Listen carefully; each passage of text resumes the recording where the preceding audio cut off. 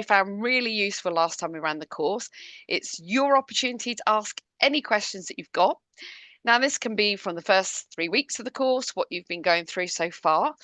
But it can also be any other general e-commerce questions you've got, or perhaps there's a challenge from work, or something that you'd like to sort of bring to us from your workplace as well. So please do share any questions into the Q&A box and we can come to those. As I said, we've got an opportunity here with Fadi to put him on the spot, ask his viewpoint. So, I'd really sort of stress to make the most of it. Whilst people are thinking of some of the questions, Fadi, we do have some that people sent in beforehand. So thank you if you were one of those that sent in your question beforehand. What we'll do is we'll go through those and we'll also pick up any questions, as I said, that you submit as well. So first off, and I know sometimes people do submit the questions specific to their, industry or their sector. So, great if there's anything you can share for that specific sector, but if not more generally.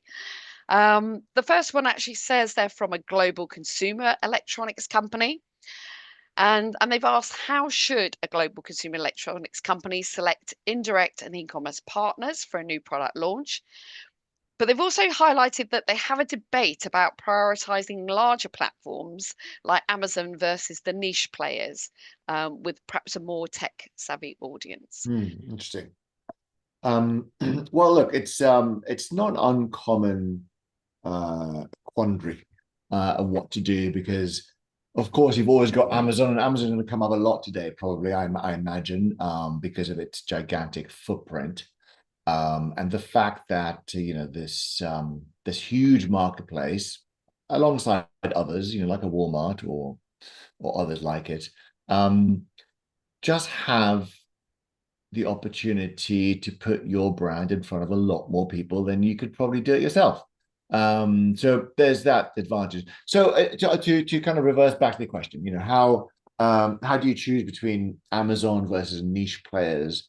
And what do you prioritize? I think the summary answer here is do both, but do them strategically and sequence them strategically. So my recommendation is start with 1 or 2 niche players who cater to early adopters and tech enthusiasts. So you mentioned there's a tech savvy audience that you're potentially looking at. And these niche players will give you that credibility.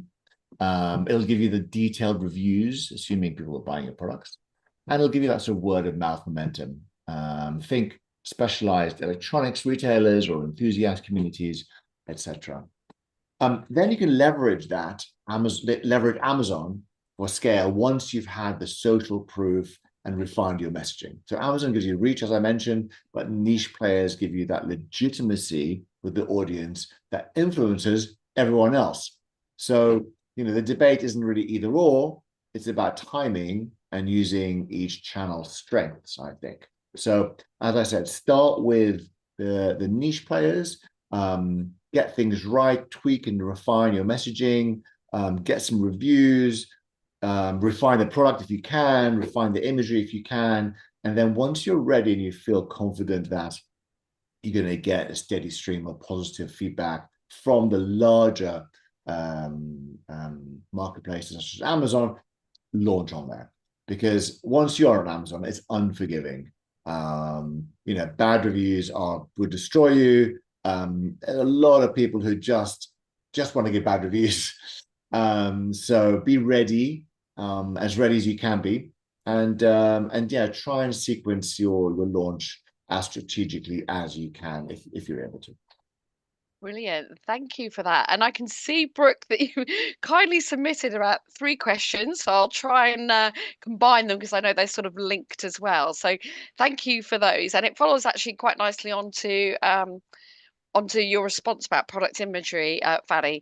Brooks asked, for product imagery then, what order would you recommend showing photos? For example, are box fronts the best as a hero shot?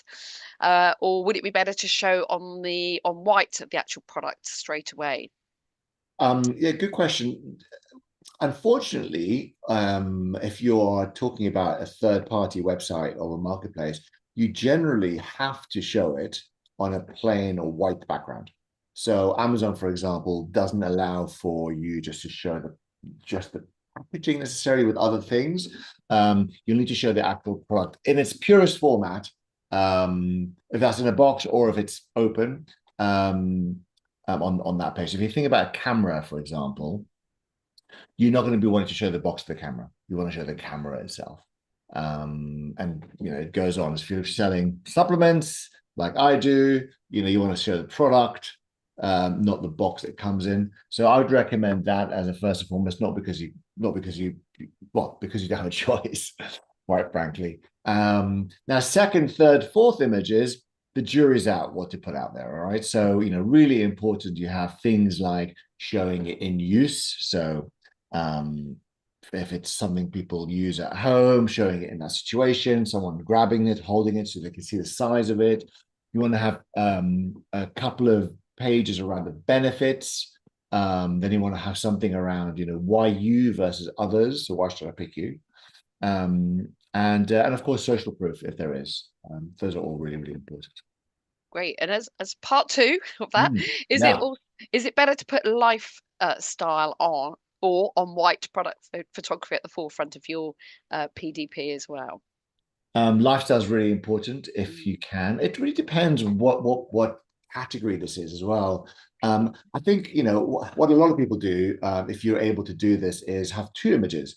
You have the first image, which is mostly a Puritan shot of the product itself, and then quite often, as a secondary rollover image, you see it being used. You see sort of more lifestyle image. So that works really nicely in a lot of categories. I certainly use it for mine. So the first shot is just a plain product, and then the overlay product or the image is it being used or in a nice environment that makes it feel like realistic. It's not just a render.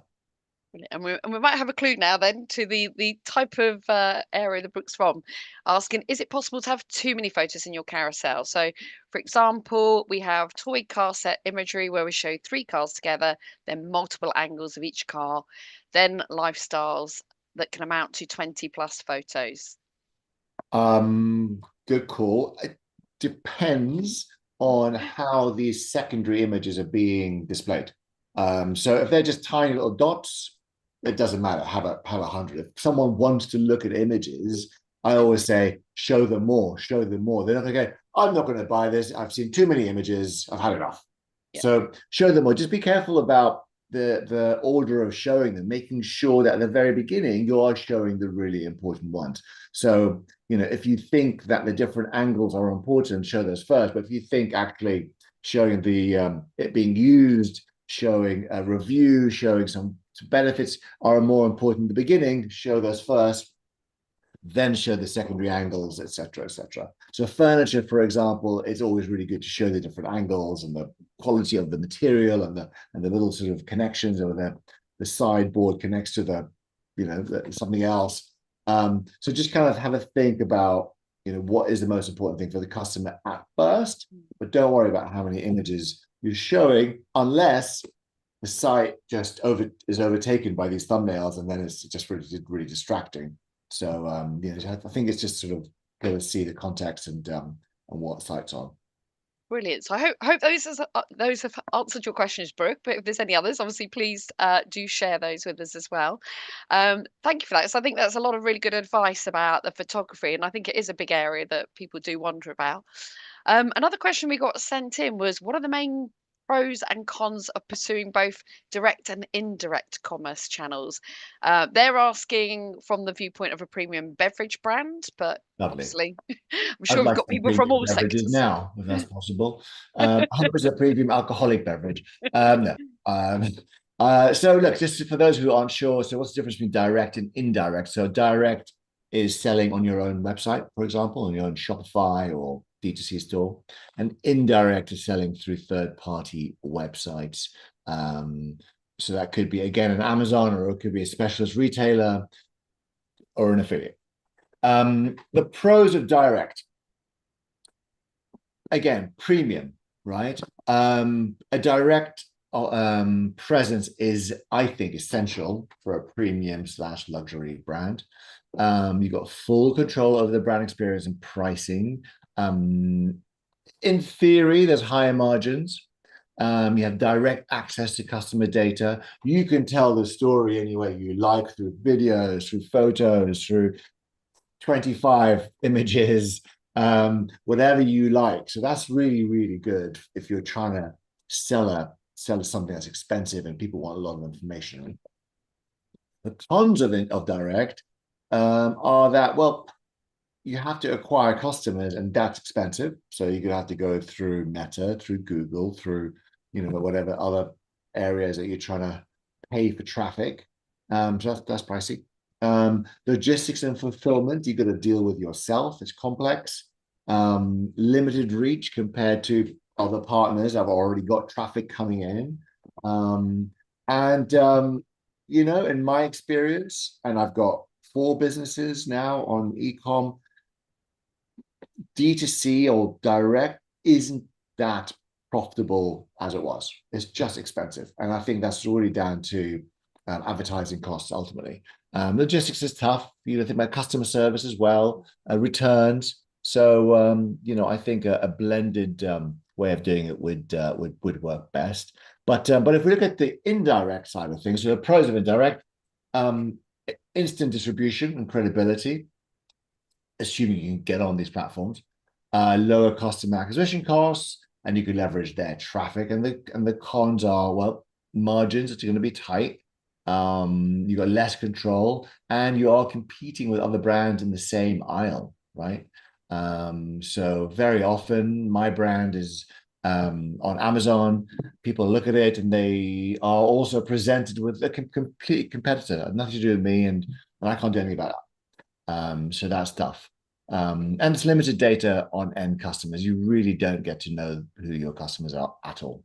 So for a premium brand, I think direct is essential for brand positioning and loyal customers. Indirect is essential for discovery and volume. So run both.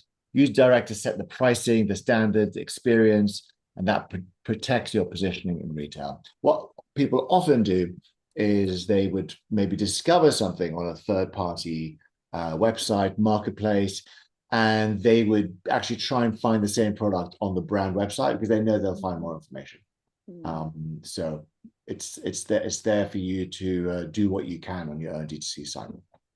Yeah, and I know you've talked about that before in the past, where then you can start developing that relationship with your customers once they do come over to you for subscription or Oh, absolutely, and that's the beauty of it. If it's a subscription product of some sort, it's a premium beverage. You want to buy it every month, every few months, then start offering deals on your own D2C platform that you can't get anywhere else. So when they do find you, they'll realize it's a better offer, a better deal. And I've often seen, with surveys I do, customers that originally found me on a third party Holland & Barrett or Amazon, but then they eventually come and subscribe direct through us because we give them the better ultimate pricing. yeah, which is ultimately what you want. Those customers coming to you direct afterwards, isn't it? Yeah. I've got a great question from David. So retail media is obviously a growing area. David's asked, "Hi Paddy, if you were sitting in front of a retail media network, what would be the key facts and questions you would want to understand about how they can bring both awareness and incremental sales for your business?" So a great one there when we, sort of think about, measurement, understanding who our customers are, and they're obviously playing a different role in the market at the moment. Yeah, I think this is it's a good question.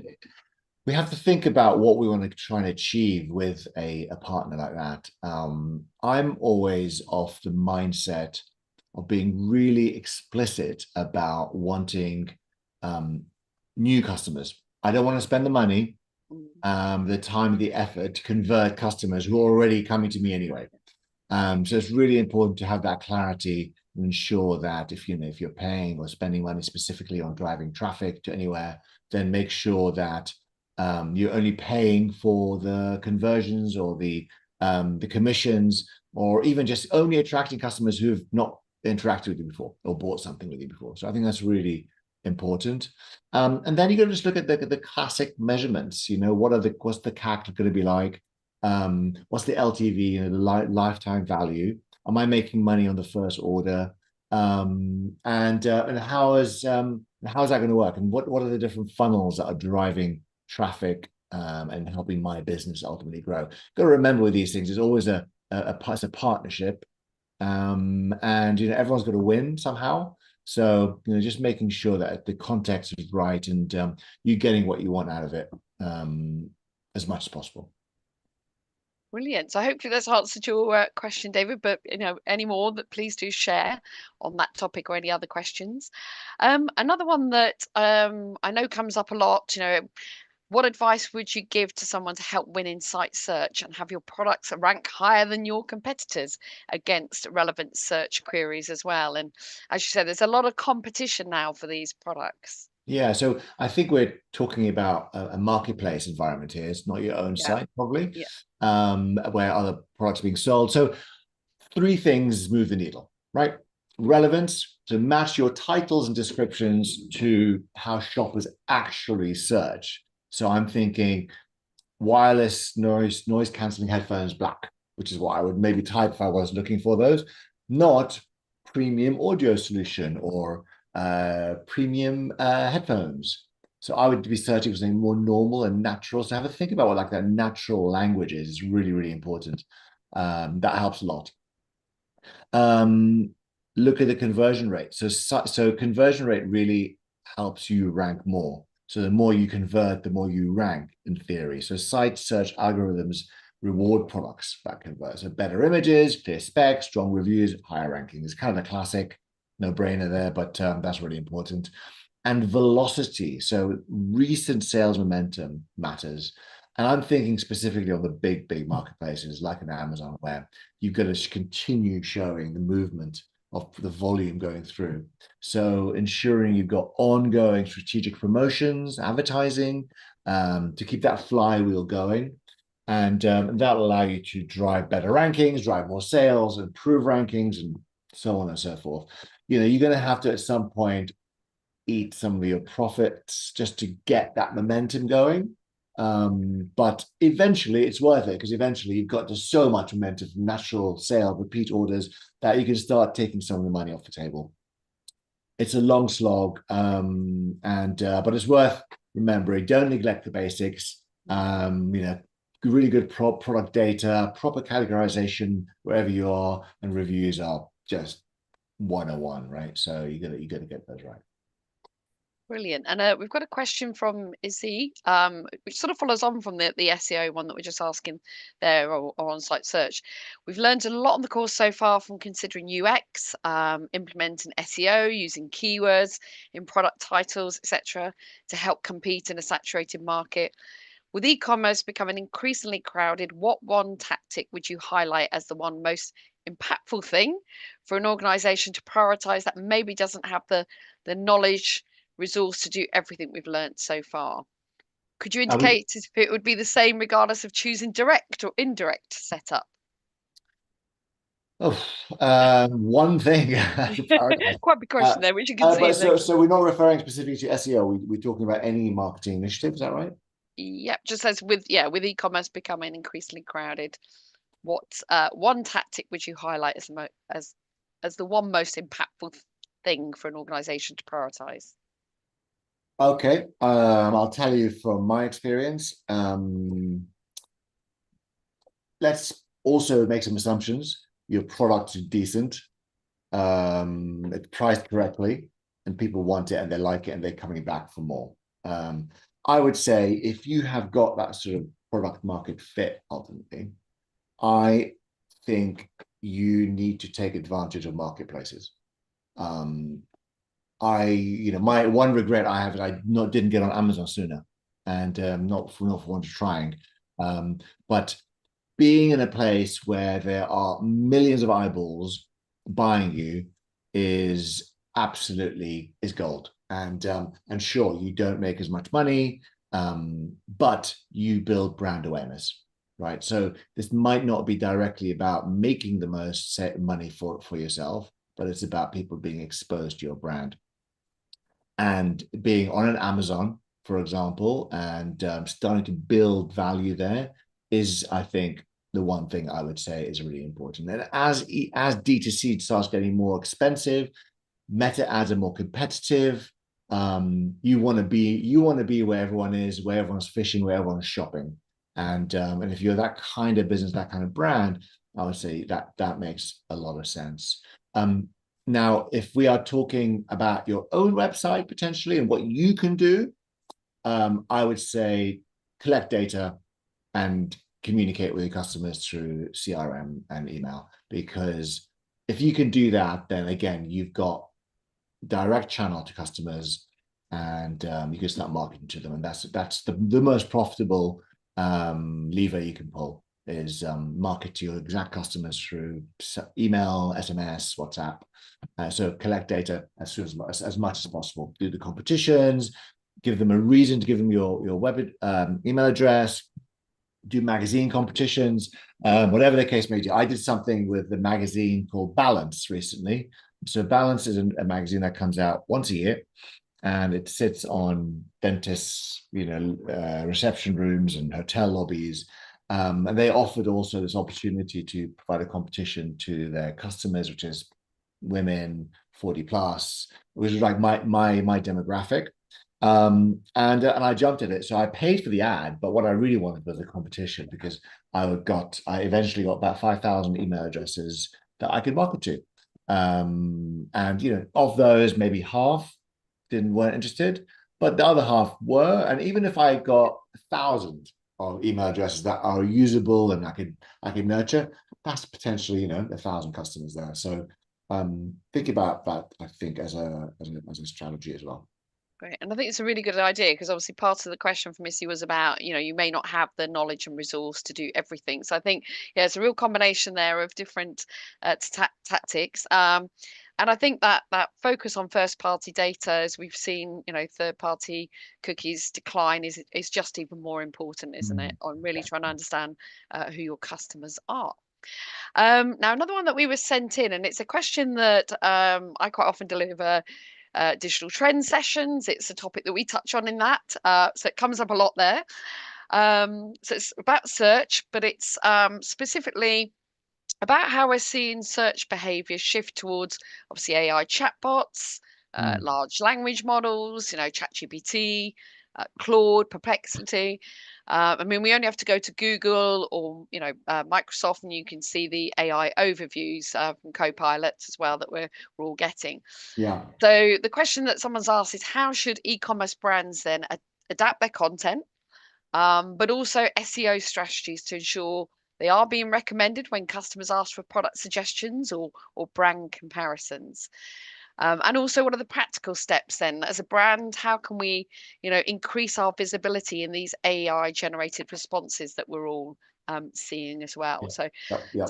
great No, that's question. incredibly relevant. Yeah. And yeah, a really good question. So this is one of the biggest shifts happening in e-commerce right now. And most brands are completely unprepared for it. Okay, so really, really important. So the question really here is around the rise of chatbots and LLMs like ChatGPT, Claude, Perplexity. How can you get your brand front and center when someone is genuinely asking a question about something relevant? What I was going to say was, by the way, I don't know if anyone saw the Super Bowl. There was a really good ad by Claude, which basically makes fun of ChatGPT, which is introducing ads into its chats. And Claude's like, I'm not going to do ads. But anyway, good ad. Watch it if you can. There's quite a seminal moment in the sort of AI wars, almost reminiscent of, some of you are too young for this, the 1984 ad that Apple did, when they were talking about, how the world doesn't have to be like the book 1984, which was dystopian future. And back then, IBM was like the main ruler of computing and personal computers, and Apple was coming along to give you that freedom of creativity. Anyway, look up the ad if you see Yeah. it. We'll do after this. Yeah. So the reality is LLMs don't crawl the web in real time like Google does, right? They're trained to data up to a certain date, cutoff date. But they do also have access to web search tools they can use when asked about current stuff. So here's what actually works. And this is still, stuff that's changing. We still don't know everything. But build genuine authority that gets cited So LLMs pull from sources that are already recognized as authoritative. Think Reddit discussions, industry publications, review sites, content hubs. If you're only visible on your own website, you're going to be invisible to AI because there are gazillions of brands and websites, and the AI isn't going to go and search everything and find everything and pull up your brand. What it's going to do is look for these centralized content hubs and look at what people are talking about and then pull those brands and put them in front of customers when the time is right. So that's number one. Number two, similar to the insight search element, optimize your content for questions that people actually asked. Instead of keyword stuffing and old school SEO, for example, what's the best hydration supplement for athletes is a good one, rather than buy hydration supplements, UK online best hydration. That's gone. Those days are gone. So write how people speak and think about how they're going to ask naturally. Create content that directly answers these questions in a clear, factual way. Make sure you've got a FAQ page. Make sure you've got FAQ content on your collection page. Super important. Structured data is really important too, because LLMs are just ultimately computers and spiders, and they have to be able to access your data. So make it really easy to access that stuff. And invest in reviews and social proof. Again, there's nothing better than third-party recommendations. So when LLMs search for product recommendations, they heavily weigh review platforms. So a strong presence on Trustpilot, I don't like Trustpilot, but Trustpilot, Amazon reviews, niche communities are really important if you've got a niche product, to make sure you're there and you're represented. And then create genuinely useful content, not SEO spam. LLMs are trained to identify and prefer helpful content that get lots of feedback and thumbs up and comments. So try to make it as useful as possible, make it as human as possible. And that means, that you'll be seeing. The uncomfortable truth is you can't game this like you did the SEO, Google SEO way. The brands that win in the LLM AI era will be the ones that generally earn authority through quality products, strong communities, valuable content. So do a good job, do it well. You might get seen. Start now, though. A lot of brands aren't thinking about it, or they are thinking about it, they don't have time for it. So, start planning this, and in 2-3 years' time, maybe sooner, when people are using the LLMs much more for product discovery, your brand will come up. I think there's some great words of advice, and I was chatting to Fadi before the session just to say we spoke to a couple of SEO experts last year. We've got some great articles on the website, talking about how can your brand appear in an AI-powered search era. So what I'll do is I'll share those links in the chat as well. But as Fadi said, a lot of the good principles from before, like the expertise, the authority, the trust, they're still the things that are, we're sort of seeing are still important today as well. Indeed. Another one bit, we're sort of switching topics here, about metrics. So someone's actually asked what metrics would be key for a fashion brand to assess partnership success. Would customer acquisition cost or long-term purchase behavior be more relevant? Okay.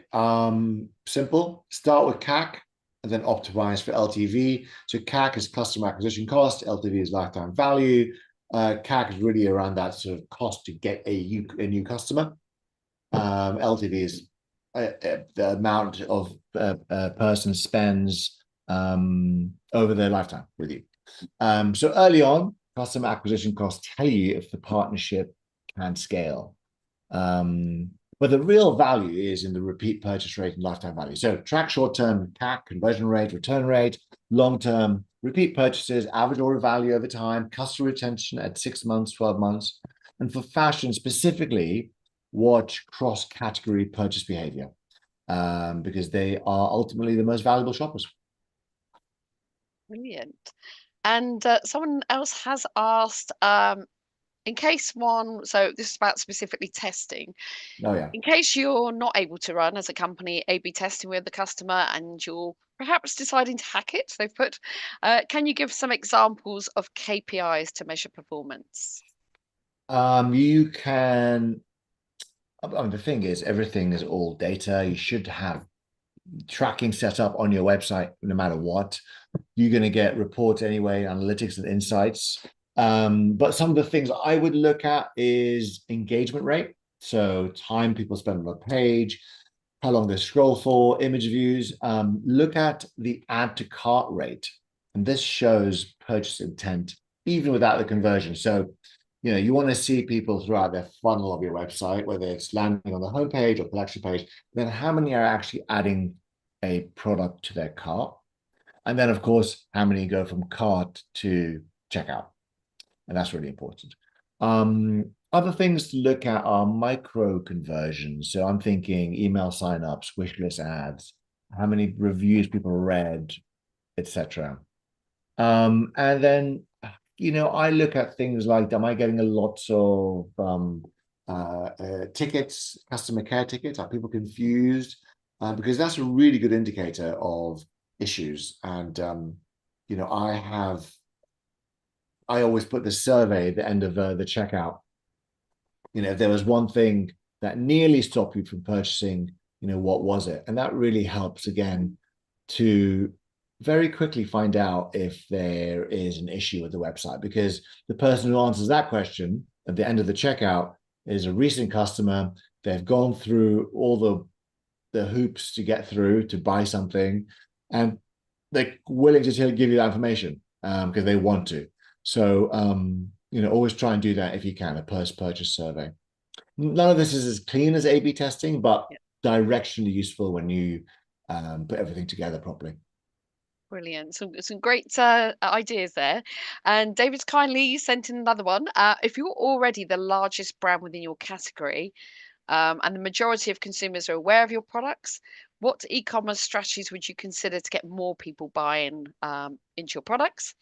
And he says, I work in omnichannel sales for consumer packaged goods. Okay, so you're the biggest in your category, And and high awareness. high So, awareness. yeah, Um, majority of consumers are aware. What e-commerce strategies would you consider to get um, I always start more thinking, people buying into your products? Yeah. yeah, I always start thinking about where you're placed and positioning of your products.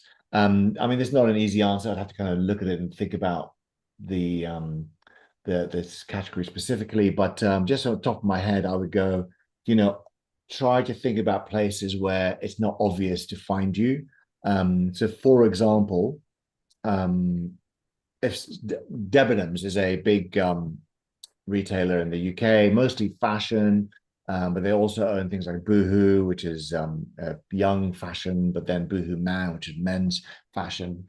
And over the holiday gifting period, I had my products on those websites, and my products aren't fashion; they're health supplements.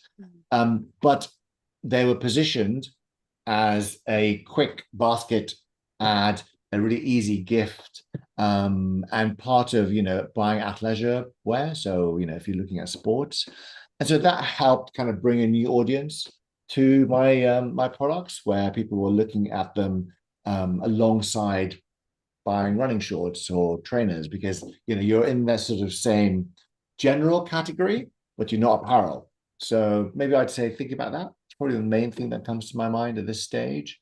Otherwise, I'd go international. How are you? And are you in the GCC in UAE? What is your international footprint like?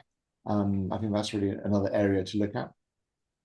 I think there's some really good ideas there. And actually, that one about just trying to think outside your categories, an Mm. interesting one. Because I think I remember seeing a speaker at a conference, and I think they were using the example of drinking champagne. But suddenly, you brainstorm, think of other occasions, and you can start seeing other avenues to promote your product. Mhm. Absolutely. So hopefully that answers David with some thoughts there.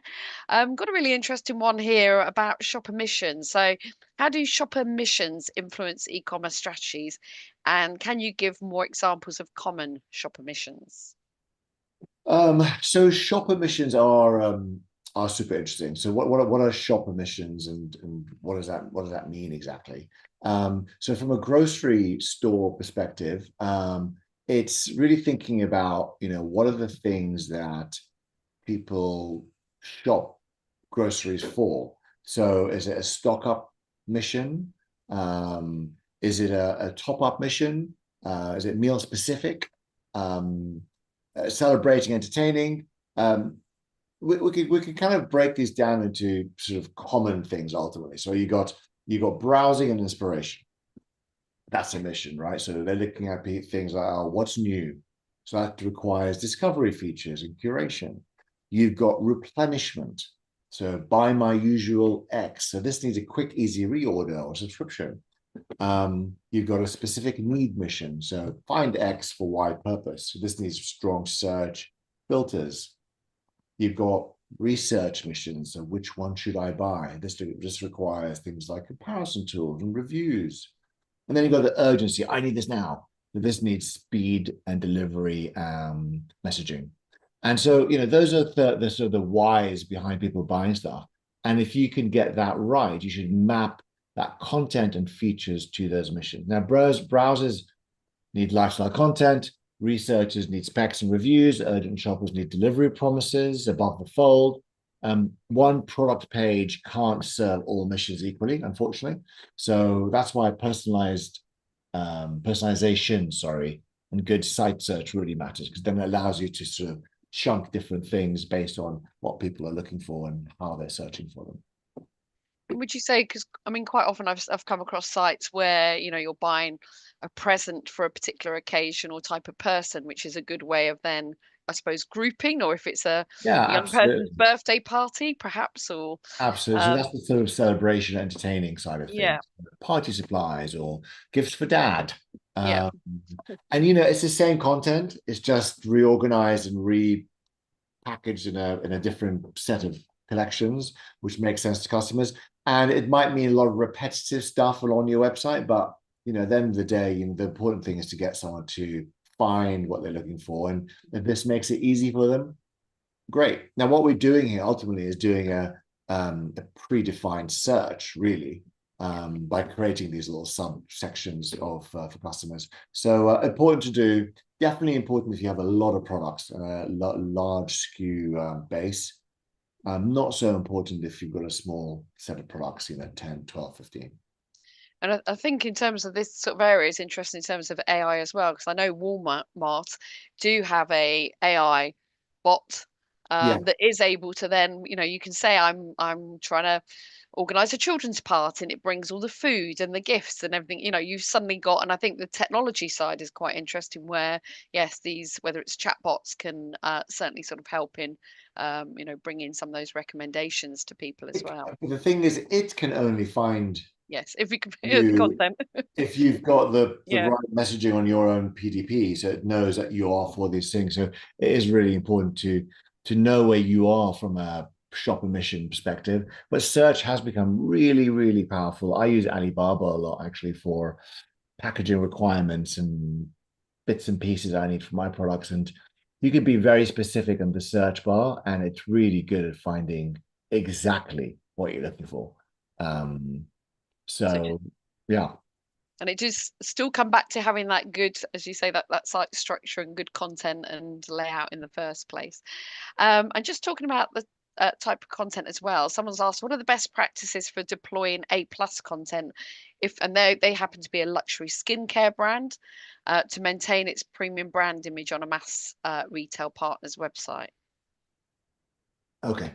So A plus, what is A plus content? For those who don't know, A plus content generally is referring to Amazon and referring to the content that sits below the fold. So as you scroll down, there's normally a section which allows for a bit more creativity, more magazine style, more brand led, and there's also A plus premium, I believe it's called, which allows for even more stuff. So this allows you to elevate within constraints. So you can't change the retailer's site design, but you can control your content quality. So it does give you opportunity to do loads of stuff. So you can have photography there, so aspirational, high res images, that feel premium.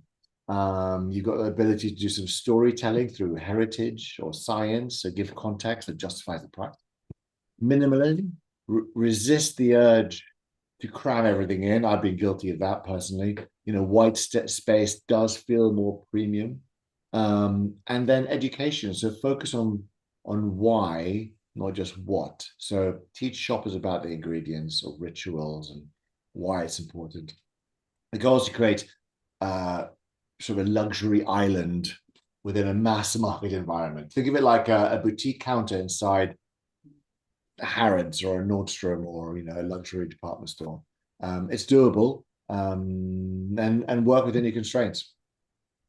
Brilliant. And sort of following on from that, I think, is someone's asked, in a digital setting, then how can we replicate that experiential aspects of physical stores for a brand focus, say, on home decor? So you were saying about the luxury sort of feel there, but any thoughts on, I mean, I think, we're seeing quite a lot sort of happening in videos and 3D and those sorts of things within the marketplaces, but anything you're seeing I mean, particularly working on? specifically within home decor, how would you replicate the experiential aspects that we asked? Uh, Yeah.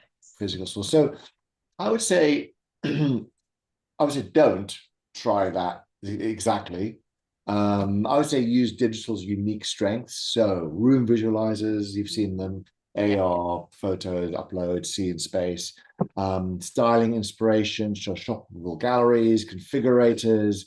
Um, I actually consult for a company that works with a huge furniture business, and they're doing something interesting because they're taking digital but putting it in store versus Mm. the in store on digital, if that makes sense. So they've created these big screens in store, um, and it allows you basically to use all these digital things I've just talked about. So in-room configurators, video walkthroughs, styling inspiration in the store. Because they know how useful it is for people to do that, but they're seeing it on a big screen, and then they can go and look at the products themselves in real life, and it really looks cool, and it's really experiential for the store. So it's interesting. It's kind of flipping now. People in the stores are using digital experiences for the experience in store, if Yeah. that makes sense. But the physical store advantage is touch and feel. So Yeah. and you can't replicate that. So I'd say over invest in helping people visualize as much as possible, and also consider, I don't know, design consulting services, virtual appointments with stylists, and that can bridge that gap between convenience and that in-store experience. Yeah, and I think we saw a lot of those sorts of things happening during the pandemic, which have actually sort of been carried on, like you said, that personal shopper or advice or Mm, consultant, and obviously on the digital, we've seen the I think we've moved back over to Oxford Street, and we've got the IKEA flagship sort of store there, and there's obviously a lot more lot the stores looking at some of those digital elements where they don't have the big space to show you what absolutely. things look like as well. Right. I would say just take advantage of digital, Yeah. replicate what you can, but definitely diverge where physical can't do that, in so many different ways. Yeah, and sometimes still people want to be able to talk to someone, don't they? An expert, and get their advice in that area as Absolutely. well. Completely different question here that someone submitted. They're a home goods company saying we've received mixed reviews on one retailer's platform. What actions can we take to address customer concerns and positively impact our conversion rates? So is that something that you've come across yourself, I have, and Paddy? I have, and actually, it's happened to me because I've had bad actors, I would say, go in and um, write negative reviews, which is clearly being copy and pasted and not really from a customer, just to bring down my rankings. So it's a different thing here, but I have had some occasional negative reviews, and most of the time, I've got to say, it's normally to do with delivery. So and that's really annoying because that's kind of out of my hands. So when I'm working with a third party like Royal Mail, who are normally okay. Someone doesn't get their product on time, then the place they can vent is the brand website, and that's where you start getting negative reviews. However, if we're referring to actual negative reviews about something or concerns about a product, just like in real life, act fast, and act visibly. So, you got to act immediately to the bad press with leaning in and respond, first of all. Respond publicly and helpfully. It shows you care.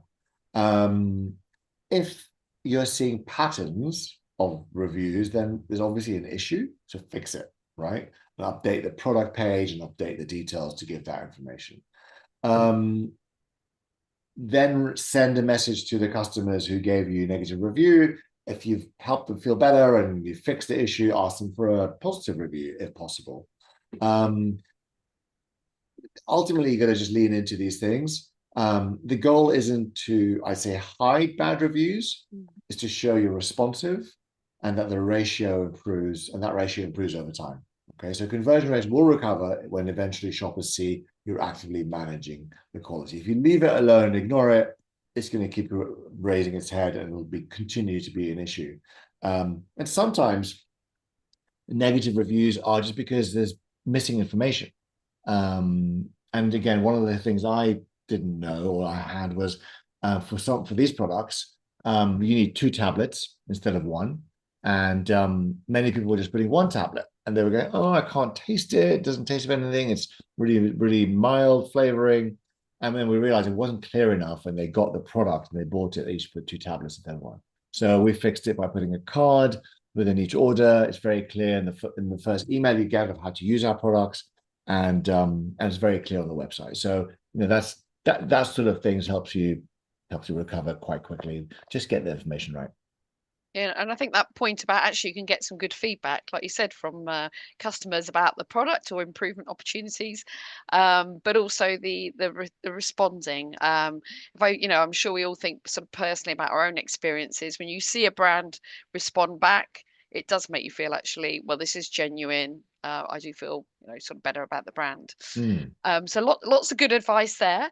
Another one, just going back to product content. So this question that we were sent in was from someone from a sportswear company, Yeah. and they've asked, how can the UX of product content be tailored to make it stand out across different digital stores? Okay. So